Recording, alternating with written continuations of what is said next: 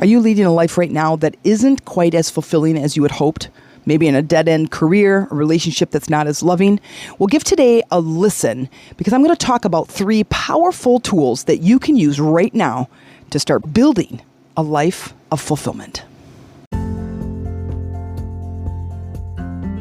Welcome, ladies, to the Life Mastery for Women podcast. I'm Jen Mack, Lady of the Mind, your host. This is where we go to learn to master our life one nugget at a time. Hey, ladies, it's Jen Mack, Lady of the Mind. Welcome to today's episode where I hope I'm finding you completely living a life that is fulfilled. If you're not living a life that is fulfilled, then it is my intention that in today's episode, I give you just one nugget of inspiration towards your transformation. I hope you guys aren't getting tired of that. The entrance, my little 3-part intro is, hey ladies, I hope I'm finding you fulfilled. I'm like, I don't know. I just love it. I hope it's fun. I hope it's repetitive for you in a way that you can kind of like try to guess what I'm about to say, maybe based on the title. But I do hope that it's okay. I love it. And I hope you love it as well. Anyway, it's good to be here. It's good to be back doing my podcast. I took a little bit of a break, tried to revamp a little bit, and I want to bring you something that is rich with inspiration towards your transformation, because that's what we're talking about. It's my intention to give you just one nugget of transformation, just a nugget to inspire you towards change. Change is hard. And the thing is that we can't avoid it, right? We can't avoid change. And it's frustrating because sometimes you want to just enjoy a little cruise in your life. And sometimes that's not always the case. And today I want to talk about fulfillment, like finding a little bit of a rhythm in your life that creates the sense of fulfillment. I don't think happiness is the only key to what we're looking for during our time on this planet. I think fulfillment is. I mean, I can be happy doing, different things and activities and whatever, but what I really want, what I really look for is to be fulfilled. And when we have a life of fulfillment, then happiness is kind of a byproduct of that. Like, all right, I won't give you too much story. Let's get to it. Let's just get in it. So to create fulfillment in your life, I think self-reflection is in order. I think having a sense of you, what makes you tick. Now, this is a lifelong journey. I have been in the personal development journey. I started somewhere in the mid-90s, early 90s. And self-reflection and introspection, the study of you, that is a lifelong journey. Like, I'm almost 51 and I am still learning. And I hope that you are too. I know a lot of people, I have a few friends and even a couple of clients that don't read anymore. They read different fiction books, but they don't read to develop themselves, to overcome their problems, to understand themselves at a deeper level. And I find that to be kind of sad, but I guess that's what gives me the business, right? Is we stop doing that. We stop growing. We stop changing. We think we're just going to get a job, get married, have some kids and settle down. There is no settle down. There is no settling in life. Life is always moving. And when you have that self-reflection, things can get exciting again. Our life is always changing and always developing. Our spirit is always seeking expansion. And when we can start learning to go with that expansion, life can be really rewarding and really fulfilling. And it begins with self-reflection, going inward and understanding what is it about you. You can do this through personality tests. You can take an Enneagram test and look any of these up, or certainly, you can ask a question. You can find me on my Chakras for Beginners page. You can come into my Lady Rising page on Facebook and you can ask any question. Or if you're not on Facebook, totally fine. Send me an email, themeditationroomtc@gmail.com and be like, okay, what did you say? What are you talking about? We take personality tests and Enneagram. You can do numerology. You just need your birth date and your time of birth. You can do the wealth dynamic test if you're in business, and even not, just the way that you create money. Whether you're an employee or an entrepreneur or an employer, it's a way that you create money. Another really good one is Strength Finder 2.0. That tells you basically what kind of person you like, or what kind of person you are, what you like, how you work. They're amazing. They're amazing. Every single one of these tests gives you an idea about you. It gives you just an in-depth, it's like meeting a friend for the first time, knowing nothing about them, and then spending some time, coffee, dinner, hanging out, going for walks, doing whatever it is you do. And over time, you learn more and more about this person. Well, that person is you. There isn't a more important person to learn about than you. And you can do a lot of this through just experience, just your life. You're like, okay, I like roller coasters. I don't like roller coasters. I like meat. I don't like meat. I like Brussels sprouts. I don't like Brussels sprouts. I mean, you learn different things. I like to work in this kind of environment. I like to work in this kind of environment. I like this kind of person. I don't like this kind of person, right? We start to learn through time and through our experience what we like and what we don't like. So self-reflection, getting to know you. So here's an example to take this a little bit further. On the Wealth Dynamics, which is, his name is Roger Hamilton. So he writes this book, Your Life, Your Legacy, and you can take this test called Wealth Dynamics. And I'm not going to go into a lot of detail because for some of you it may not even apply, but just this little bit, I just want to give you a hint of how this can work. I'm an entrepreneur. I'm a coach. I'm a speaker. I create courses. I have a group coaching program. And I need to know this level of myself at a level that's deeper so I can truly understand how I operate as an entrepreneur. So I take this test. I'm a 72%, which is high, a 72% creator, meaning I love to create things. What I dislike are the details of things. So I can create a project, and then my ideal work environment would be to create the project and then leave all the details to someone else, a team, perhaps. Now, as an entrepreneur, I did know that. Like before I took the test, if you were to say and ask a question, I'd be like, I totally love projects, but I hate the details. But now that it's been confirmed. So then I have these steps to go, now what do I do? Now my focus is on to create a team. Somebody who is on the flip side of that chart in a Wealth Dynamics. And they love the details. They don't like the big vision. I'm like, I love the big vision. That's where I spend most of my time, most of my days. I love creating. I have ideas that flood in all the time. But when it comes to the details, it's a little overwhelming. So how does this apply to you? The more you get to know about yourself, the more your life can feel fulfilled. You now start to look for those things that resonate with you at all these different levels. I also love to be in charge.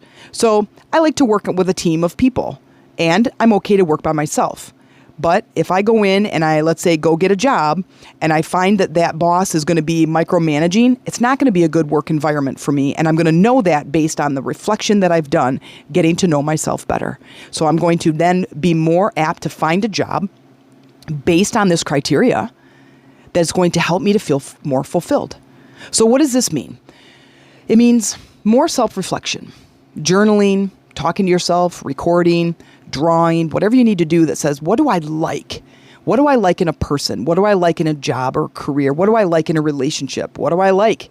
What are the things, I love freedom. I love adventure. Someone else might say, I love structure and security, right? I love people. I love to maybe work on a small team versus a lot. I get overwhelmed easily, or I love being with people. And I love noise and chaos. Knowing these things about yourself can be just the first step to creating that life of fulfillment. Here's another thing. Goal setting. Simple, but powerful goals. Now, I know a lot of you are looking, and I can see you. I can see you through my microphone. I can see you through my headphones. I can see you through my computer screen. You're like, please don't talk about goals. Now, a lot of people hate goals because they don't know how to achieve them. They don't know how to achieve them. They put a goal on a piece of paper, they write it down, they do the thing, they do some work, and then a couple days later, they're like, it's not working. I'm not reaching my goal. I'm not feeling better. I don't want to do it. Who cares? I give up. That's why we hate goals. The goal isn't the problem. The habits to reaching the goal is the problem. Now, I do have a couple of goal podcasts, and I don't want to get into it too much today, but I will tell you this, and this is a big, big nugget that I want you to really sit with for a minute. Your body. Like your mind sets the goal, and it's your body that you have to drag through time and space to do the habits, the daily things, to get on the treadmill, to make a better choice, to do things that help you reach your goal. Right? If let's use a very, very simple term so you can understand. I'm sure you can, but I'm going to walk 100 miles, and I'm going to walk from here to that city that's 100 miles away. That's a goal. It's in my mind. I can visualize being there, the accomplishment of walking there. It's going to be so amazing. And now I need to get my body to train for it. I need to get my body to get up in the morning and put shoes on and put workout clothes and go walk on the treadmill or go walk outside to be able to walk that distance. Okay? So I'm dragging my body through space and time.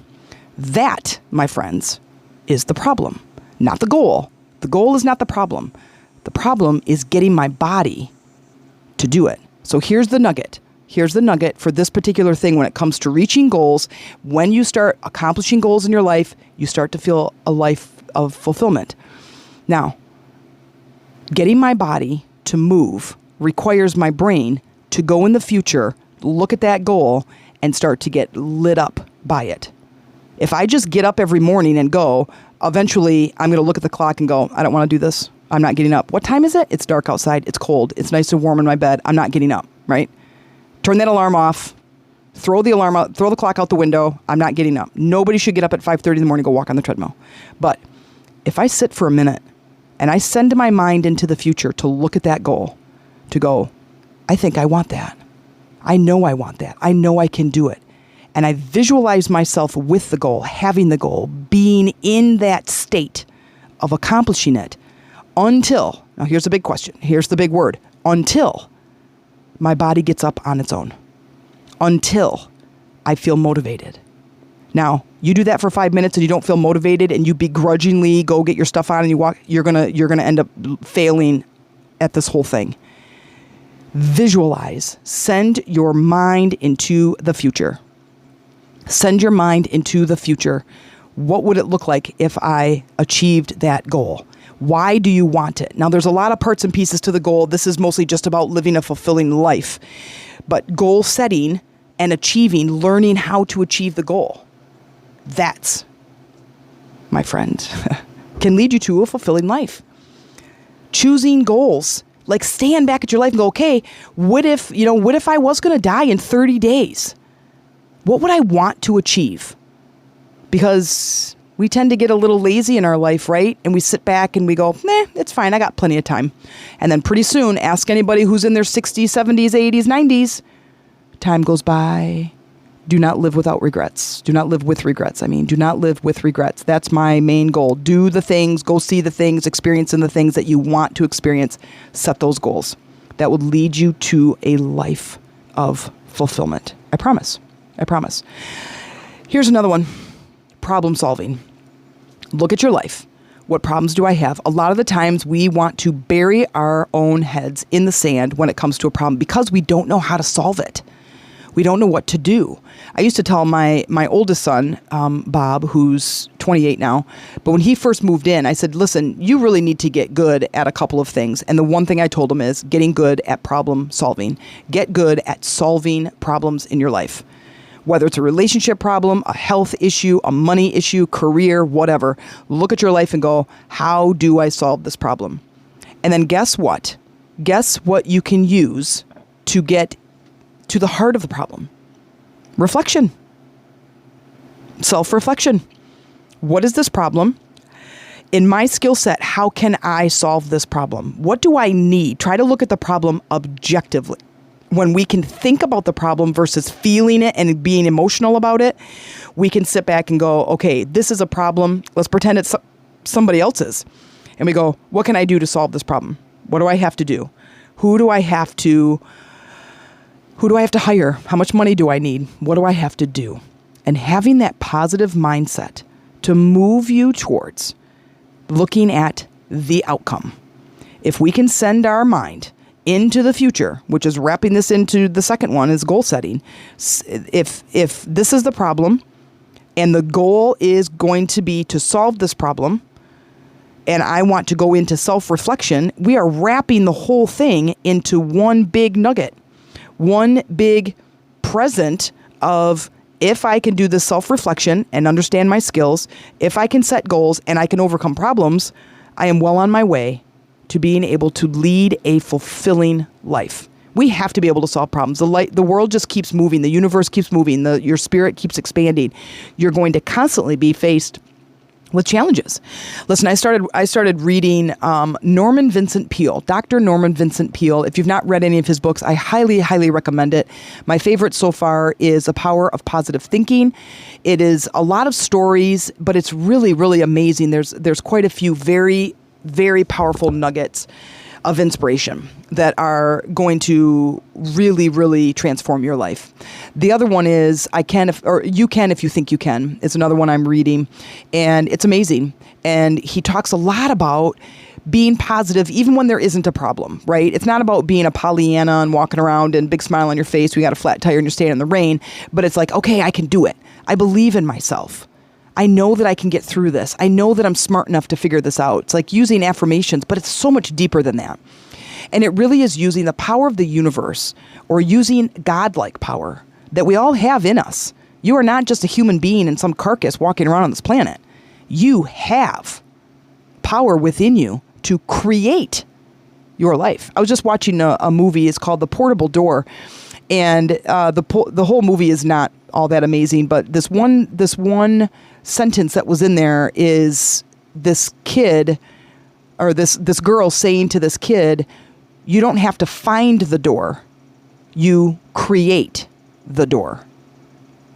And it's like, that's amazing, because within our faculties of our body and our mind, we are creating our life. If you are thinking misery thoughts, you're going to create a miserable life. If you are thinking amazing thoughts, you're going to create an amazing life. Just go back and listen to my podcast about intention setting. Go back and listen to number 1. The very first podcast I recorded is about setting intentions. If you mean business, set an intention. If you want to change your life and you want to create a fulfilling life, start setting intentions. Start creating the energy that you want to experience. You wake up in the morning and say, oh God, this day is going to shit. Well, you just set the intention about what your day is going to be like, because everything is energy. So let me just recap real quick. If you want a fulfilling life, self-reflection is number 1. That is always my number 1 thing, is learn more about you. There isn't anybody more important on this planet than you.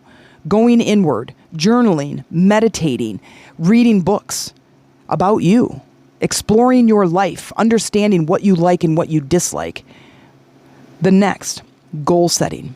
Set a goal. It stimulates the body. It stimulates the mind into new and possibility. What's possible for you? What could you possibly do in 18 months, 8 months, 8 days? What is something you want to experience? And then getting the body on board with that thing. Getting the body in tune with that vision that you want, until the body gets up and moves on its own. Because that's what alignment is. I get my mind onto something and my body's going, okay, I agree with that. Boom, off we go. I'm going to go make a sandwich. My mind goes, oh, I think I just got the sensation and the nerve message that my body is hungry. And my body goes, yep, we're hungry. I said, how's the sandwich sound? Body goes, is there going to be salami involved? Yeah, there could be salami. Boom, we're going upstairs and making a sandwich before I even know it. It's done and over and I'm eating it. That's alignment. Okay. And the last one is a positive mindset. You need a book? Norman Vincent Peale. It's an old book, but it's really fun to read. It's got a lot of powerful messages in it. And I say, take it to heart and start to practice it. What have you got to lose? If you're living a life that is not fulfilled right now, and I say, let's start shifting some things, and you're like, I don't really want to do that anymore. I'm like, dude, what have you got to lose? Let's try it. Because if your life starts turning, and if it starts shifting, and the course starts to get corrected and you start heading towards the sunset instead of off the cliff, wouldn't it be worth it? That's my question to you. Wouldn't it be worth it? I hope that this finds you well. If you would love to dive deeper on this, please send me an email, themeditationroomtc@gmail.com. Say, hey, Jen, let's have a conversation. I would love to talk with you, let you know how I can best support you in this endeavor. Thank you for being an integral part of my podcast community. I hope today's episode found you well and filled you with inspiration towards your transformation. I appreciate you being here with me today, and your support means the world to me. And I'm grateful to be on this journey with you, and it is my hope that I can play just a small part in your spiritual transformation. If you've ever felt motivated or indeed found that nugget of inspiration from my podcast, you now have an opportunity to show your appreciation. If you'd like to buy me a coffee or a chai tea as a token of support, you can do so through the link in the podcast show notes. I usually drink chai tea as coffee really winds me up, and I could do like a 20-minute episode in 2 minutes. But just know that your support fuels my passion to keep offering you these powerful episodes and encourages me to keep going and growing, but with much love and gratitude. Until next time, you keep going, growing, and looking for those nuggets of inspiration towards your transformation.